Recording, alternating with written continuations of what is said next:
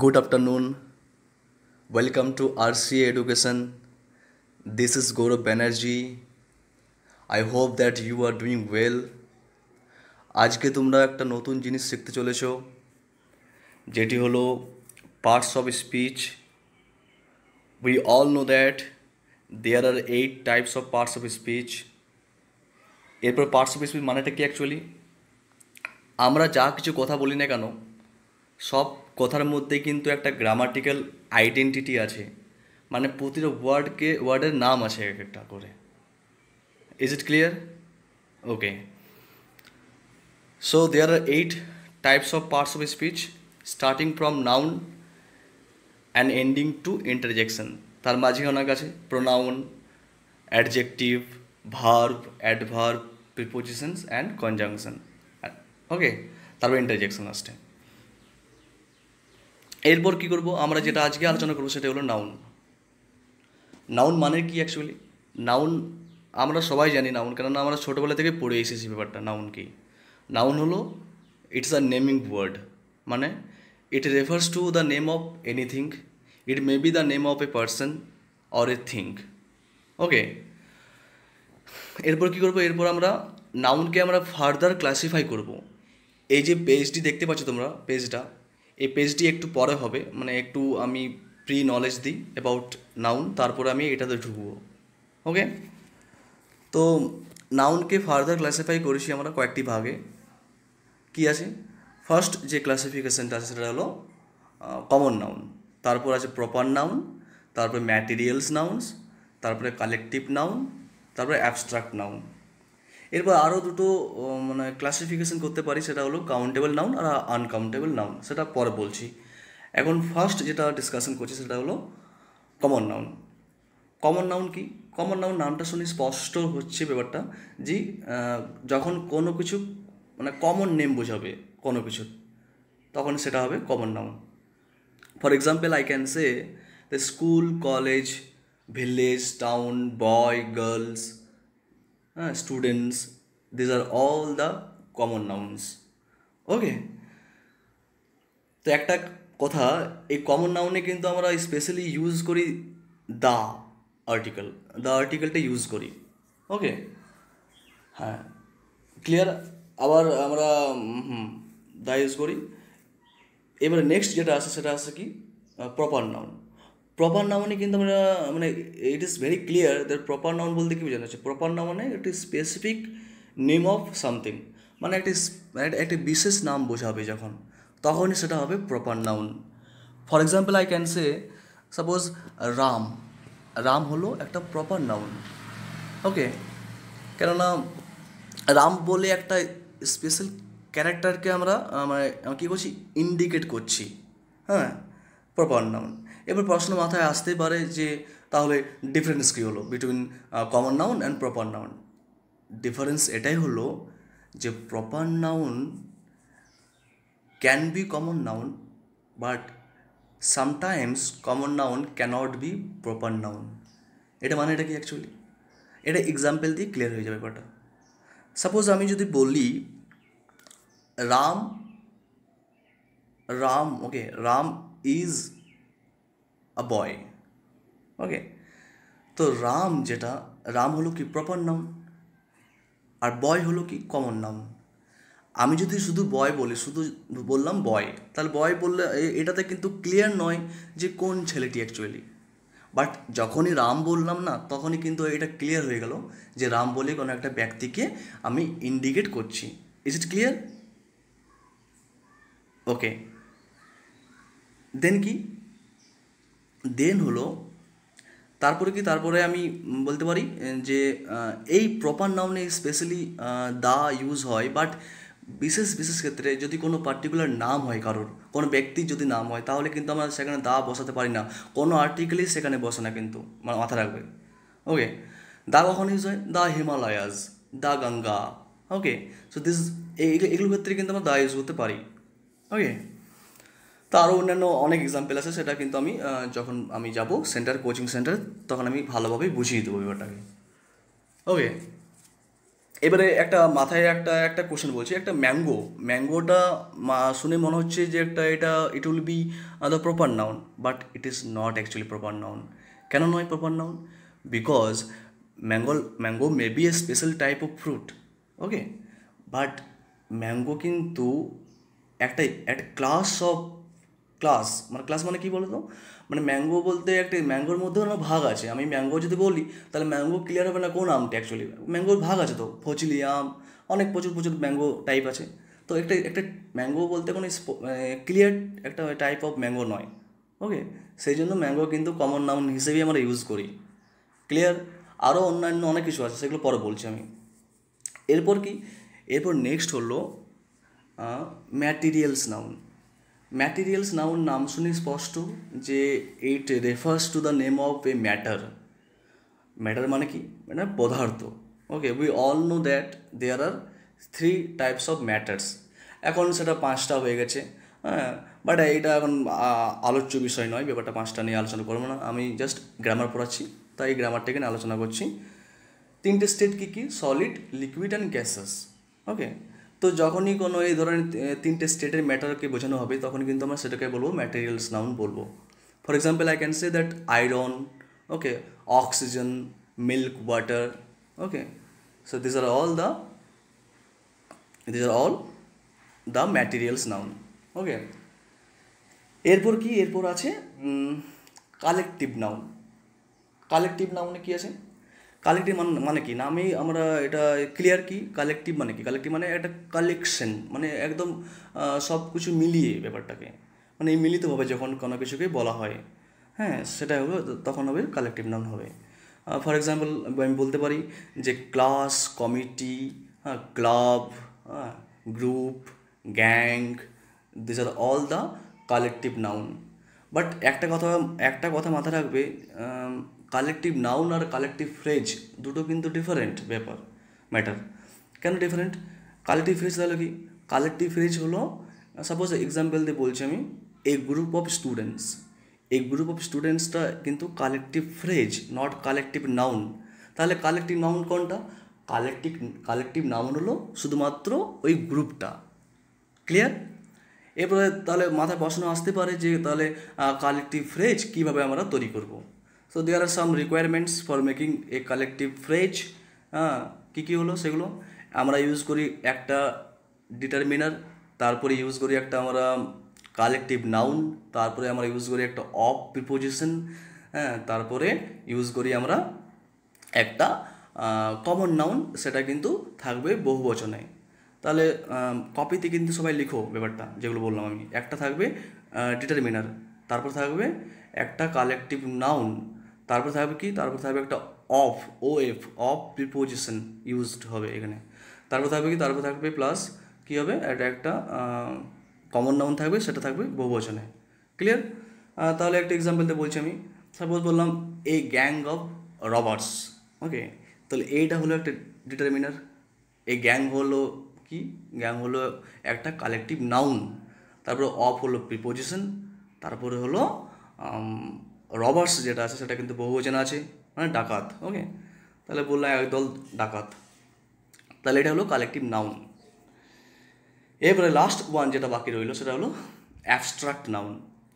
এবারে অ্যাবস্ট্রাক্ট ওয়ার্ডটা শুনে হয়তো আমরা হয়তো একটু বুঝতে পারছি না যে অ্যাবস্ট্রাক্ট মানেটা কি। অ্যাবস্ট্রাক্ট মানে হলো শেপলেস, মানে এর কোনো আকার নেই। ইট ডাজেন্ট হ্যাভ কোনো আকার নেই, ও নিরাকার, সেটা হলো অ্যাবস্ট্রাক্ট নাউন। এক্সাম্পল উদাহরণস্বরূপ বলতে পারি, সাপোজ কাইন্ডনেস, ক্রুয়েলটি, ওকে, ফ্রেন্ডশিপ, এগুলো কোনো আকার আছে নাকি দেখতে, মানে কোনো মানুষের মতন দেখতে আছে না? নিশ্চয় নেই, ওকে।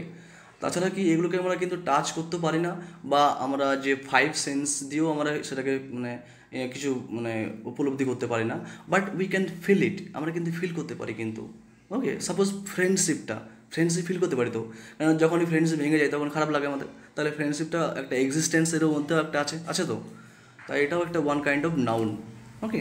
But this are all the uncountable noun, কারণ এগুলো আমরা কাউন্ট করতে পারি না। আমরা কাউন্টেবল আনকাউন্টেবল একটু পর বুঝাচ্ছি, ব্যাপারটা ভালোভাবে বুঝাবো, ওকে। তো এগুলো হলো ব্যাপারটা হলো তাহলে আর এই যে অ্যাবস্ট্রাক্ট নাউনে সেখানে কিন্তু আমরা কোনো মতেই কিন্তু আমরা ওই আর্টিকেল ইউজ করতে পারি না। হ্যাঁ, মাথায় রাখবে কিন্তু ব্যাপারটা। এরপর কি, এরপর আছে আমরা বলতে পারি কাউন্টেবল আর আনকাউন্টেবল। কাউন্টেবল নাউন্স আর আনকাউন্টেবল নাউন্স। কাউন্টেবল নাউন মানে কি? কাউন্টেবল নাউন মানে হলো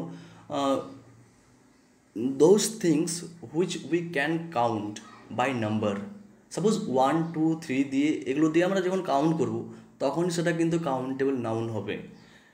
এরপর আনকাউন্টেবল, কাউন্টেবল একটা এক্সাম্পল দিই। কাউন্টেবল এক্সাম্পল হলো school, college, okay, boys, girls, books, these are all the countable nouns.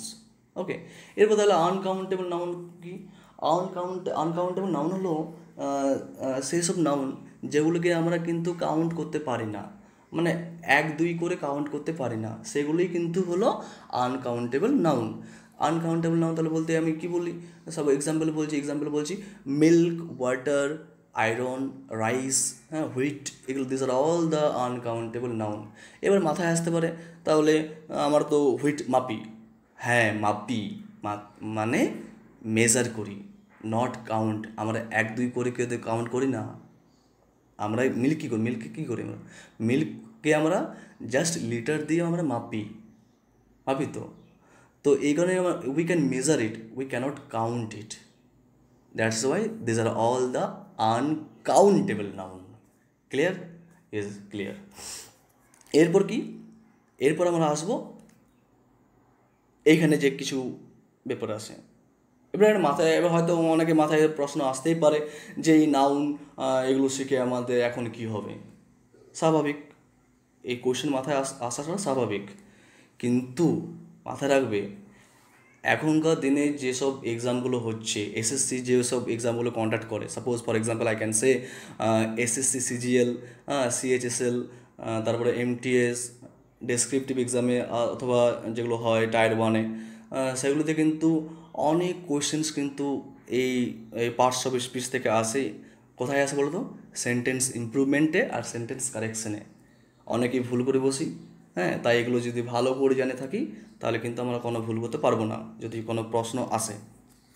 ওকে, তাছাড়া সবচেয়ে বড় একটা কাজ করে, যদি আমরা গ্রামারটাকে ভালোভাবে ক্লিয়ার করে রাখি না, তাহলে কী হবে, it will help you to write a sentence grammatically correct. হ্যাঁ, যেটা তোমার ডেসক্রিপটিভে অনেক কাজে লাগবে। অনেক অনেক ছেলে মেয়েকে দেখেছি যাদের প্রচুর ওয়ার্ড স্টক্স আছে, কিন্তু in spite of having huge word stocks in their mind, they are not able to write because they have lacked the grammatical knowledge, সেই কারণে। ওকে, তাই গ্রামারটা কিন্তু ভালো করে আমাদেরকে রপ্ত করতে হবে। এরপর আমরা আসবো এই পেজে যা কিছু লেখা আছে, এগুলো আমি জাস্ট একটু পড়বো, হ্যাঁ, পড়ে আমি এক্সপ্লেন করবো, ব্যাপারটাকে করবো। দেখো, নাউনে যে প্রথম রুলটা আছে সেখানে বলা হয়েছে the words such as news, maths, ethics, politics, okay zoom করছি ওটাকে আমি,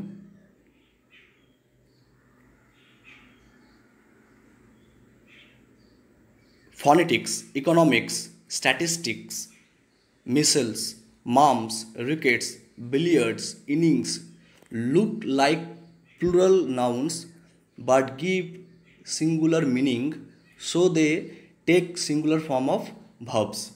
মানে এই নিউজ, ম্যাথস, এগুলো আমরা মানে বাহ্যিকভাবে মানে এক্সটার্নালি কী মনে হয়, এগুলো মনে হয় দে লুক লাইক বহুবচন। ওকে, কিন্তু আদৌ নয় সেটা, কিন্তু they are all in the singular form. Okay, for example I can say that mathematics is a difficult subject, so mathematics লাস্টে এস আছে বলে আমরা আর বসাবো বা ওয়ের বসাবো এমন নয়, ইজ বসাতে হবে। ওকে, কেননা যেহেতু এটা সিঙ্গুলার ফর্মে আছে। ওকে, এরপর দেখো rule 2, the following nouns are always used in the plural form only. হ্যাঁ, এগুলো সবসময় বহুবচনে ইউজ হয়, যেসব যেমন example cattle, people, police, electorate, poultry, trousers, scissors, spectacles, binoculars, crackers, swine, gentry, clergy, all these are used with plural form of verbs. Okay, okay, এগুলো মনে হবে they will look apparently like a singular noun, but this are not the singular noun.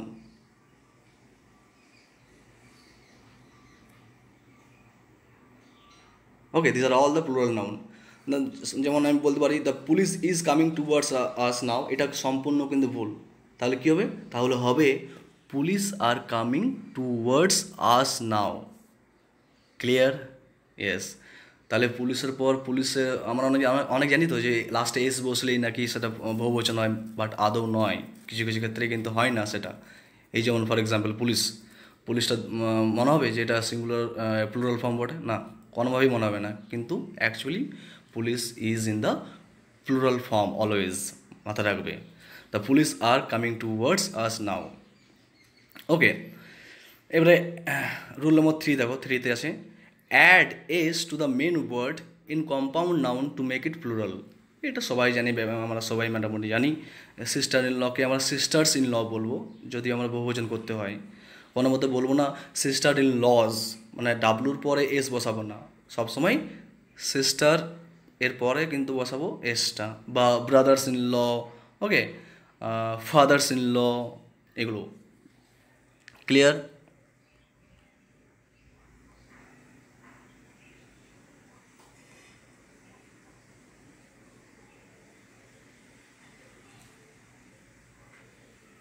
এবার দেখো 4 number আছে the positive cases of a compound noun is found by adding S to the last word. Okay, মানে positive মানে কি? Positive মানে কোনো ধারণ করা, মানে ওনিং করা, মালিক হওয়া। Okay, of a compound noun is found by adding S to the last word. Suppose কি father in law's property, sister in law's property, মানে কি লাস্ট ওয়ার্ডের সাথে এস বসাবো, অ্যাপোস্ট্রফি এস দিয়ে প্রপার্টি, মানে আমার father's in law's property, sister in law's property. Clear? Clear. এরপর দেখো কী হবে, এরপর আছে 5 নম্বর যে রুলটা আছে, হ্যাঁ, এ 5 রুপি নোট এ 2 মাইল ওয়াল্ক। ওকে, মানে একটা 5 টাকার নোট আর 2 মাইল পথ, মানে 2 মাইল হাঁটা।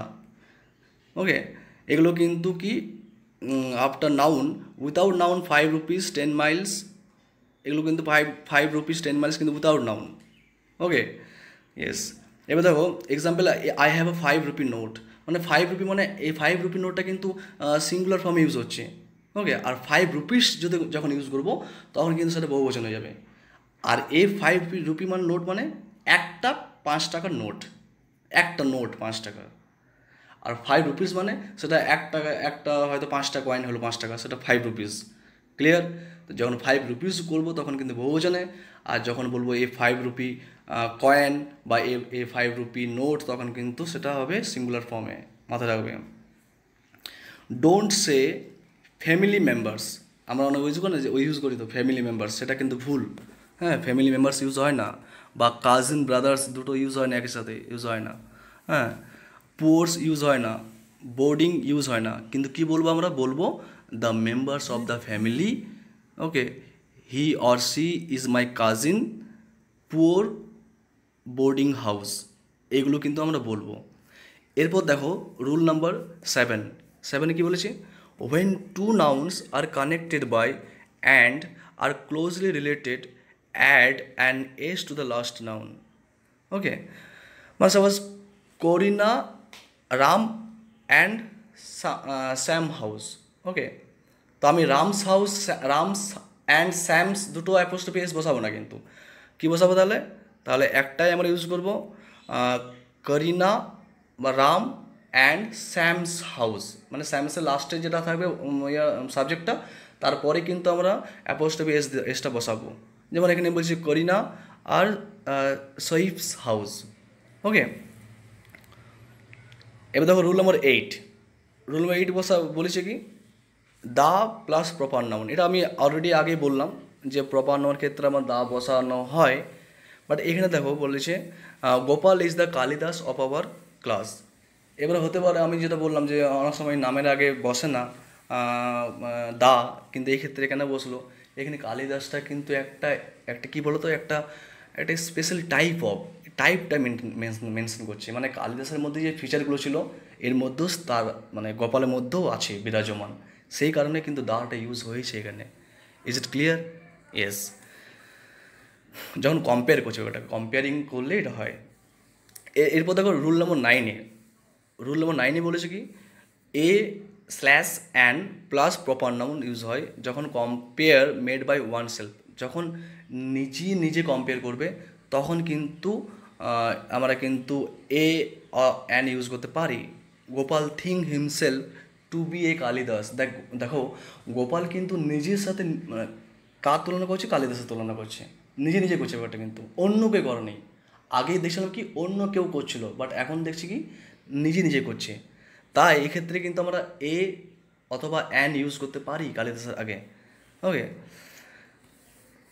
দেখো রুল নম্বর 10-এ বলেছে before common noun we always use the, যেটা আমি বললাম একটু আগে, but exception man and women, ম্যানের আগে কিন্তু কোনো মতেই দা বসে না। হ্যাঁ, এটা কিন্তু এক্সেপশন মানে ব্যতিক্রম case. The cow gives us milk, দেখো দ্য কাউ, এনে কাউ বলতে কিন্তু মানে পার্টিকুলার একটা গরুকে বোঝানো হয়নি, দ্য ক্লাসকে, পুরো কাউয়ের যে ক্লাস আছে সেটাকে কিন্তু মেনশন করা হয়েছে। ম্যান ইজ মর্টাল, এখানে কিন্তু দ্য ম্যান বসবে না, অনলি ম্যান ইজ মর্টাল।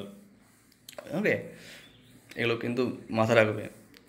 এরপর দেখো রুল নম্বর 11-এ বলেছে after collective noun we always use singular verb, মানে কালেকটিভ নাউনের পর আমরা সবসময় কিন্তু কী বলবো সিঙ্গুলার ভার্ব ইউজ করি। A flock of birds is flying, দেখো মানে এক ঝাঁক পাখি উড়ছে, a flock of birds is flying, তাহলে ফ্লকটা কিন্তু একটাই আছে, সেই কারণে যাতে ঝাঁকটা একটাই, তো এই কারণে কিন্তু মানে ইজটা ব্যবহার করেছি আমরা। হতে পারে ওই ঝাঁকের মধ্যে অনেক পাখি আছে কিন্তু ঝাঁকটা তো একটাই, সেই কারণে ইজ ইউজ করা হয়েছে। ক্লিয়ার? এবার দেখো but collective noun plus divided সমান প্লুরাল ভার্ব। হ্যাঁ, যেমন জুরিটাকে আমরা অনেকে ভাবে কি যে এটা এক বচন আছে, কিন্তু আদৌ নয় সেটা, like plural, like police. Okay, সেইভাবে ইউজ হয় কিন্তু এখানে। তাহলে jury were divided in their opinion, এটা মাথায় রাখবে। এরপর দেখো rule number 12, before materials nouns we don't use the, যেটা বললাম রাইস, মিল্ক, এগুলো আগে কিন্তু কোনো মতে আমরা দা ইউজ করতে পারি না। Okay, but when particularise we always use the. Okay, diamond always glitters, the coal of Jharia is famous for its quality. এখানে কেন কোলের আগে দা বসলো বলতে পারবে কেউ? বিকজ ঝরিয়াতে যে কোলটা পাওয়া যায় সেটা একটা স্পেশাল টাইপ অফ মানে সেটা প্রপার নাউন হয়ে যাবে ব্যাপারটা। ওকে, সেই কারণে দা বসিয়েছে ব্যাপারটা এখানে। এরপর দেখো রুল নম্বর 13 যেটা আছে সেটা হলো a countable noun takes the verb in singular or plural, but an uncountable noun always takes the verb in singular না।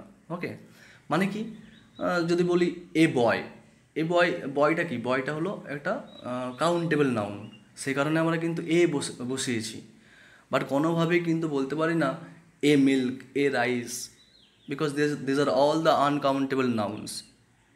ক্লিয়ার? এরপর যেগুলো আছে few, use of few, little, এগুলো কিন্তু আমি ভালোভাবে ক্লাসে বোঝাবো, বা পরে যে ক্লাসটা নেবো ভিডিও ক্লাসটা সেখানে কিন্তু ভালোভাবে বুঝিয়ে দেবো, ব্যাপারটা ক্লিয়ার করে দেবো। Okay, so that's enough for today. আর একটা কথা বলি লাস্টে, ভালো করে পড়াশোনা করো। এই লকডাউনে হয়তো অনেকেরই অসুবিধা হচ্ছে, ভালোভাবে কনসেন্ট্রেট করতে পারছে না পড়াশোনাতে, বাট আমি মনে করি this is the best time for all of us to take preparation for the coming exam. অনেক পরীক্ষা সামনে আছে, আর কোনো মতেই ভয় করো না যে পরীক্ষাগুলো হবে কি হবে না, সব এক্সাম কিন্তু কন্ডাক্ট করবে পিএসসি, এসএসসি, হ্যাঁ, তাই ভয় করো না। আর হ্যাঁ, অবশ্যই ঘর থেকে বেরোবে না, ঘরেই থাকো। স্টেট গভর্নমেন্ট আর সেন্ট্রাল গভর্নমেন্ট যে রুলসগুলো বা রেগুলেশনগুলো দিচ্ছে আমাদেরকে, সেগুলো কিন্তু একদম এক্স্যাক্টলিভাবে হুবহু ফলো করো। হ্যাঁ, stay safe, stay at your home. Okay, bye, have a good day.